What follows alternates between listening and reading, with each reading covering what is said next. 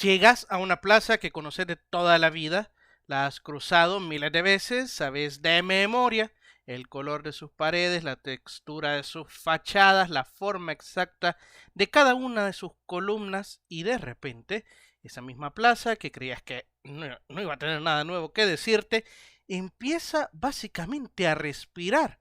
Las paredes se mueven, la luz te va contando una historia.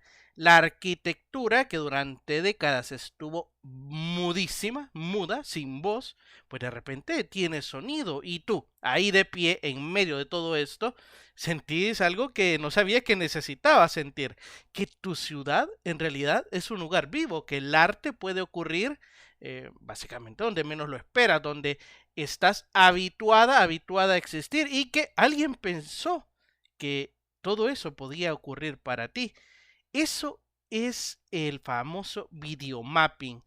Eso es lo que incluso puede hacer un festival de luces bien diseñado. Hoy vamos a hablar exactamente de cómo se construye uno desde cero, porque incluso hay algo que me parece que falta mucho en la industria cultural. Hablar del diseño real de estos proyectos, ¿sabes? No solo de la parte técnica, así que, bueno, eso lo hacen muy bien los equipos de producción audiovisual, que creo que es algo muy aparte, ¿no?, de la propia gestión cultural, sino más bien la parte que le corresponde a quienes trabajamos, ¿no?, en este sector. La concepción del proyecto, la narrativa, la viabilidad, la relación con el entorno, la parte que hace que un festival de luces no solo sea el espectáculo bonito, ¿sabes?, sino el evento con identidad, el evento que tiene una comunidad, que tiene una continuidad. Así que si estás pensando en desarrollar un festival y tenés esa idea de poder innovar, de poder traer algo nuevo, de darle vida a espacios, o incluso si ya tenés un festival de videomapping, ¿no?, y querés profesionalizarlo, bueno, o simplemente te apasiona entender cómo se construyen estos tipos de proyectos desde adentro, este episodio es para vos. Te doy la bienvenida a Gestión Cultural, el podcast, un programa traído a ustedes por acultura.org.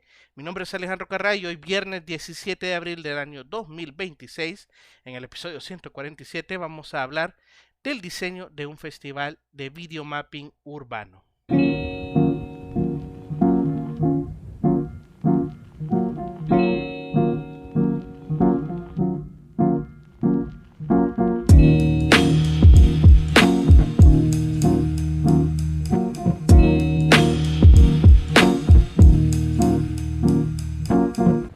¿Qué tal, colegas? Antes de empezar, ya sabes que tenemos el curso de evaluación de indicadores de impacto cultural. Es que no quisiera que te quedaras afuera de la parte en vivo, ¿no?, que vamos a hacer, porque aunque este curso es asincrónico, es decir, te puedes registrar cuando sea que escuches esto, no importa si estás en el 2046, pues ahí va a estar el curso de evaluación de indicadores de impacto cultural.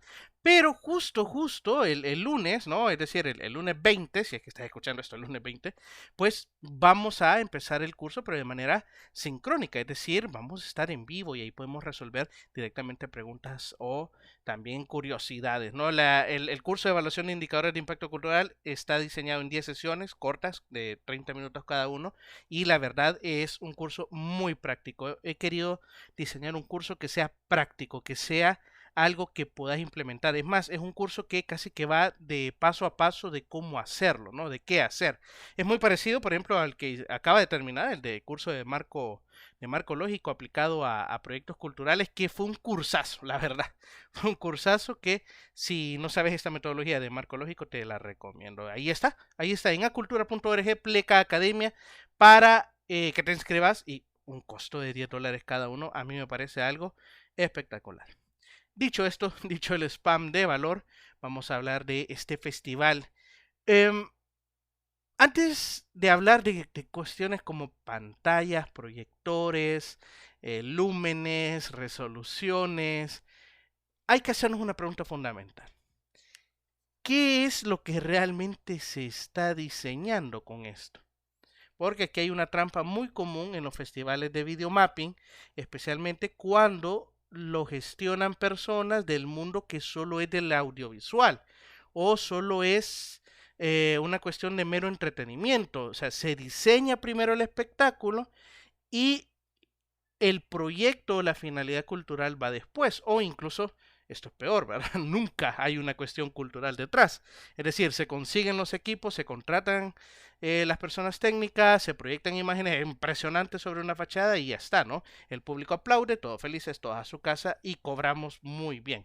Pero al año siguiente, nadie sabe bien por qué hacerlo otra vez, qué historia continuó, qué dejó en la ciudad, ¿no? Eh, todo mal. Así que aquí el punto está que un festival de videomapping que sea bien gestionado realmente va a partir de lo contrario a la parte técnica. Primero, la pregunta que es clave, incluso lo hablamos en todos nuestros cursos, es ¿qué necesita la comunidad? ¿Qué necesita la sociedad? ¿Qué necesita esta ciudad? Y luego va la respuesta técnica a esa necesidad.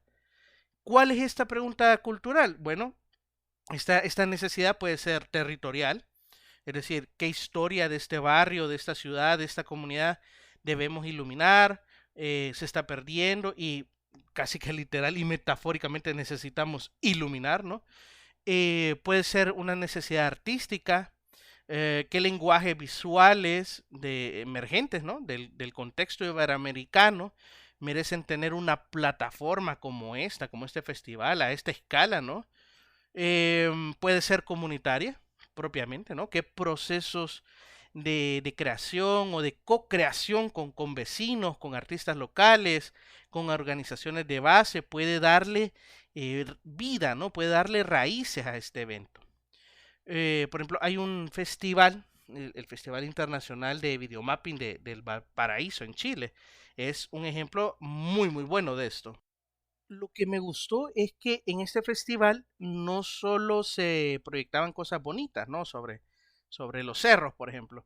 Es que esos cerros tienen una historia, tienen capas, tienen comunidades que los habitan. Y cuando el proyecto funciona bien, esa relación entre la luz y el territorio es lo que marca en la mente de las personas, lo que le da ese realce y esa conexión con esa comunidad. Claro, cuando no funciona, solo se convierte en un espectáculo genérico, ¿sabes qué? Podría estar en cualquier ciudad del mundo y daría exactamente lo mismo.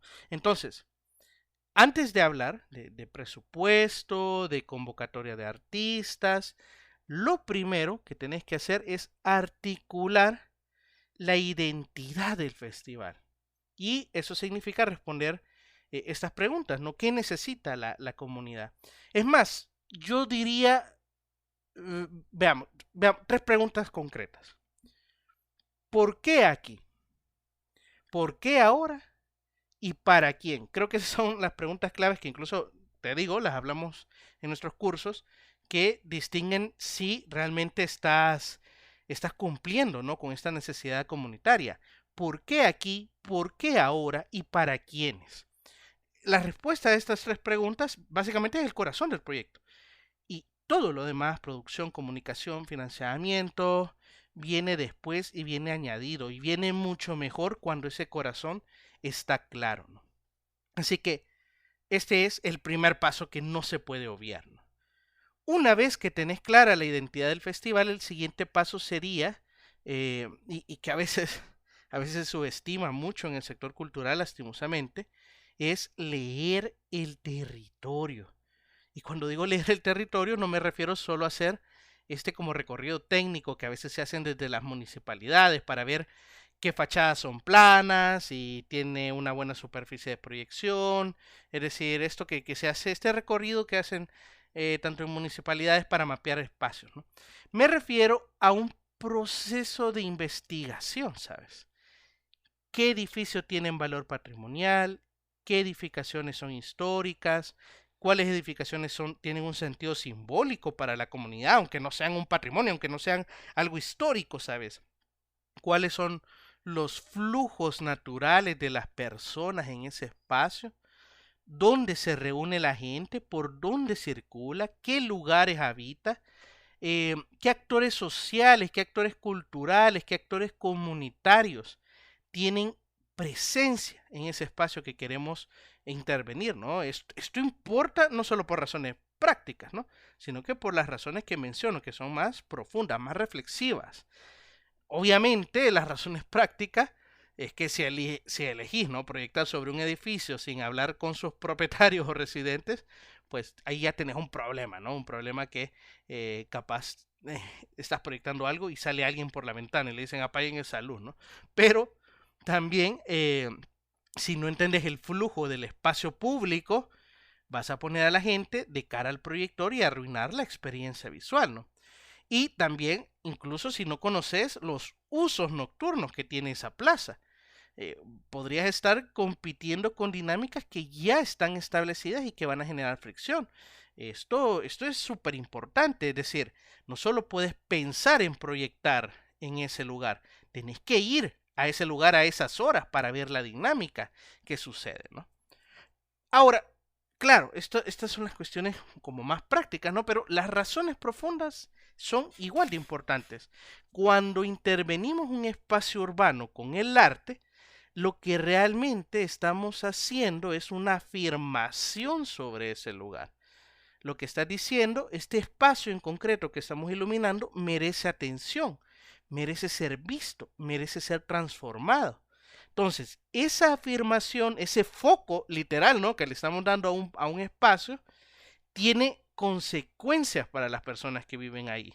Que incluso esas consecuencias no pueden ser siempre positivas. Es decir, si no se hace con cuidado, si no se hace con este detalle reflexivo, puede acabar mal, ¿no?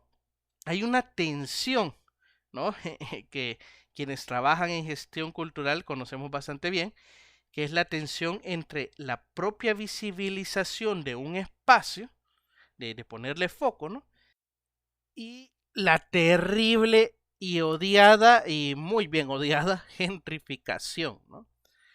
Un festival de videomapping exitoso en un barrio puede ser maravilloso, espectacular para su comunidad, o va a ser el primer paso de un proceso de apropiación que va a terminar desplazando a esa misma comunidad. Entonces, yo no digo que deba paralizar el proyecto por ese miedo, ¿no? Sino que entonces hay que gestionarlo conscientemente. Y eso empieza por incluir a las personas que viven, habitan y trabajan en ese territorio desde el principio y no como la decoración, ¿sabes?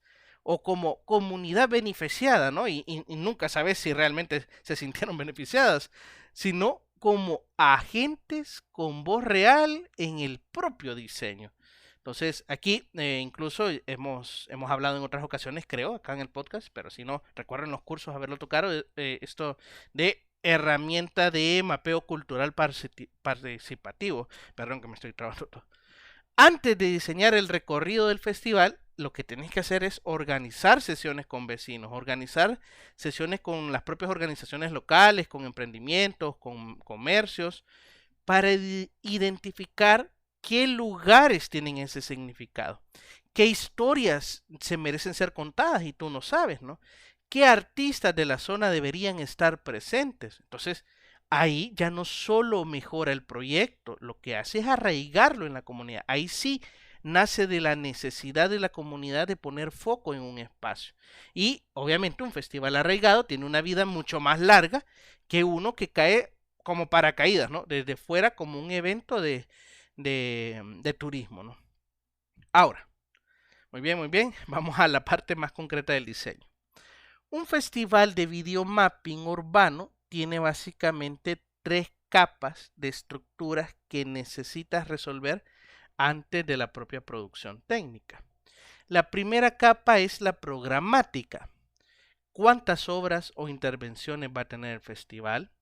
¿Son obras comisionadas específicamente para el evento o es una selección de obras existentes? ¿Hay una convocatoria abierta? ¿Hay una selección curatorial? ¿O es una combinación de ambas? ¿Qué duración tienen las piezas individuales? ¿Cuántas veces se repiten esas piezas durante la noche? ¿Hay solo videomapping o van a haber otras disciplinas como performance, música en vivo, instalaciones de sonido? Todas estas decisiones que son programáticas tienen consecuencias directas, no solo en el presupuesto, sino en la experiencia del público y obviamente en la logística. Un festival con 10 piezas de 3 minutos que rotan cada hora va a crear una experiencia distinta a uno de 2 piezas monumentales de 20 minutos que se van a proyectar solo 2 veces por noche. O sea, ninguna es mejor digamos, en términos así abstractos, ¿no? Sino que va a depender del público al que te dirigís, va a depender del espacio, de la narrativa que quieres comunicar. La segunda capa es la propia logística técnica, ¿no? Aquí sí vas a necesitar especialistas, técnicos de proyección, diseñadores de iluminación, personas que sean expertas, ¿no? En mapping software, programas como MapMapper, que he escuchado que es muy bueno, pero ponele, yo no soy especialista. Precisamente ahí vas a necesitar personas de este índole. Lo que te corresponde a ti como gestora o gestor cultural es coordinar con esos equipos, entender sus requerimientos básicos, distancias de proyección, potencia eléctrica, acceso a esas estructuras y obviamente traducirlo, porque ahí esa es la labor, traducirlo al lenguaje, ¿no? Al lenguaje de los permisos municipales, artísticos, de los contratos con esos artistas, de la propia comunicación pública, etcétera, ¿no? Algo que a veces se aprende tarde en muchos proyectos de esta índole es la curaduría técnica y que es diferente de la curaduría artística. Estas dos curadurías deben dialogar desde el inicio. O sea, no podés comisionar una obra que requiera proyección en 4K, por ejemplo, sobre una superficie de 800 metros cuadrados. Si tu presupuesto solo te va a alcanzar para 2 proyectores de 10.000 lúmenes, ¿no? Aquí ocurre bastante esto, ¿no? La idea o la magnificencia, ¿no? El ideal, el sueño que se tiene artísticamente de producir una obra y el recurso que se tiene. Entonces, aquí la solución es tener conversaciones cruzadas entre el equipo artístico y el equipo técnico desde la fase del diseño. No después que ya se han firmado los contratos, es que esto parece bastante obvio, pero pasa mucho en el sector cultural. Tenemos sueños, ideas, ideas loquísimas, ¿no? De cómo intervenir artísticamente un espacio y de pronto te topas con que el equipo técnico te dicen eso no se puede hacer ni siquiera con equipos de alta gama. O sea, no es imposible, ¿no? Entonces, antes de firmar cualquier cosa, antes de llegar a un acuerdo, tengamos reuniones, ¿no? Tengamos reuniones cruzadas para que la propuesta artística case con la propuesta técnica. Y bueno, la tercera capa. La tercera capa creo que es ¿cómo diría? Experiencial. No sé si existe esa palabra, es decir, de la experiencia, ¿sabes? ¿Cómo vive el público el festival? Es un recorrido lineal con un inicio y un fin que cuenta una historia. Es solo una experiencia libre donde cada persona decide qué ruta va a tomar. Hay una mediación, es decir, hay personas que son guías, van a haber textos por la ciudad, van a haber dispositivos con QR, ¿no? Que van a ayudar a que cuando los escanees contextualicen las obras. Incluso, ¿sabes? Espacios de descanso, es decir, espacios donde las personas puedan contemplar, espacios de gastronomía, baños, ¿no? Baños portátiles que estén por ahí, etcétera, ¿no?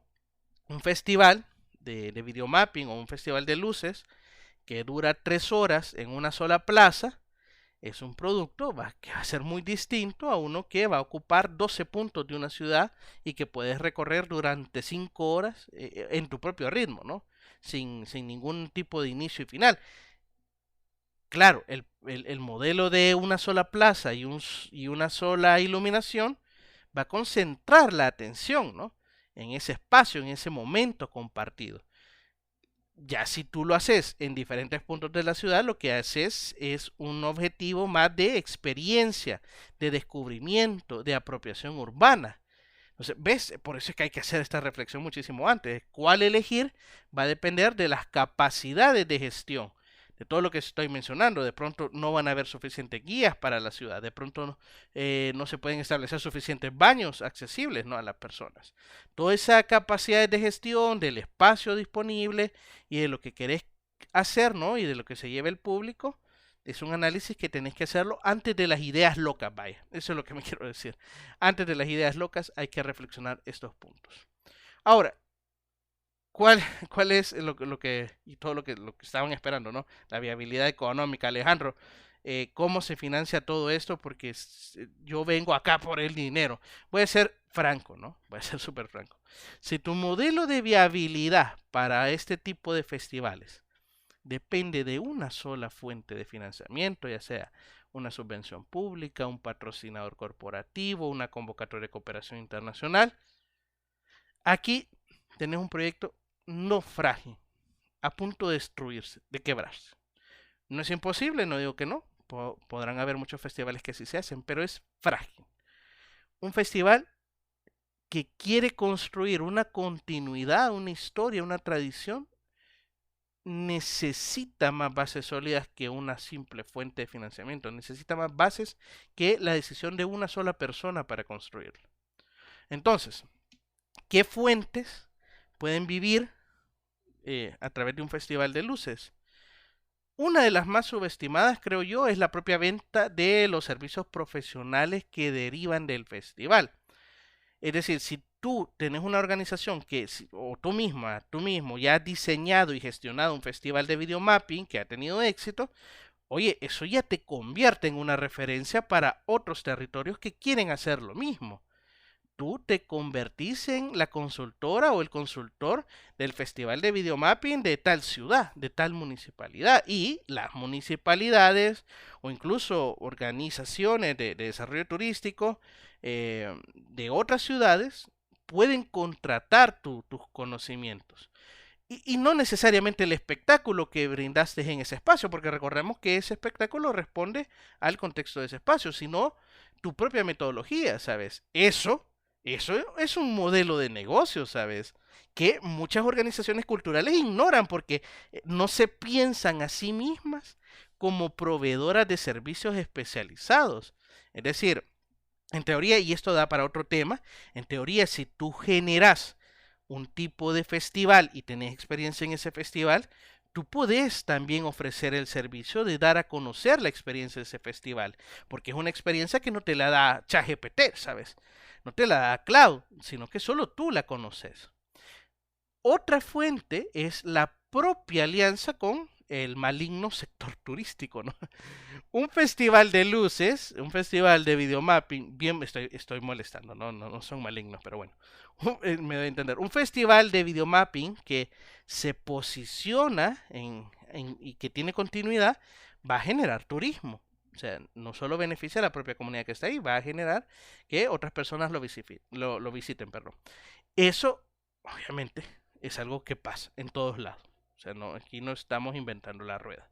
O sea, esto de que plantearte el ideal de que solo beneficia a la comunidad y que no van a sufrir ningún índice de gentrificación, esto está para el sol con un dedo, ¿no? Pero ponele que a partir de eso, pues hay otros beneficiarios económicos que a los cuales hay que echarles un ojo, ¿no? Los hoteles, las agencias de viaje, los restaurantes del entorno, todos ellos se benefician directamente. Eso va a crear una base para esas alianzas que necesitas con el sector privado, que ahí van más allá del propio patrocinio de te pongo el logo aquí en el banner y ya está, no dame $1000, no, es básicamente que les ofreces ser casi que coinversores, ¿no? Eh, o proponerles paquetes de experiencia, ¿no? No solo vamos a intervenir tal patrimonio, tal iglesia, sino que vamos a intervenir también tu restaurante. No sé, ¿no? Aquí también, por suerte, eres del sector creativo y tienes la creatividad para proponer, pero podés generar esos acuerdos de beneficio mutuo con métricas claras, ¿no? Porque puedes decirle, vienen y asisten 20.000 personas. Bueno, de esas 20.000 personas, con el 1% que llega a tu restaurante, ya son 200 personas para esa noche, ¿sabes? El patrocinio corporativo o empresarial también tiene su lugar, por supuesto, pero entonces hay que diseñarlo bien.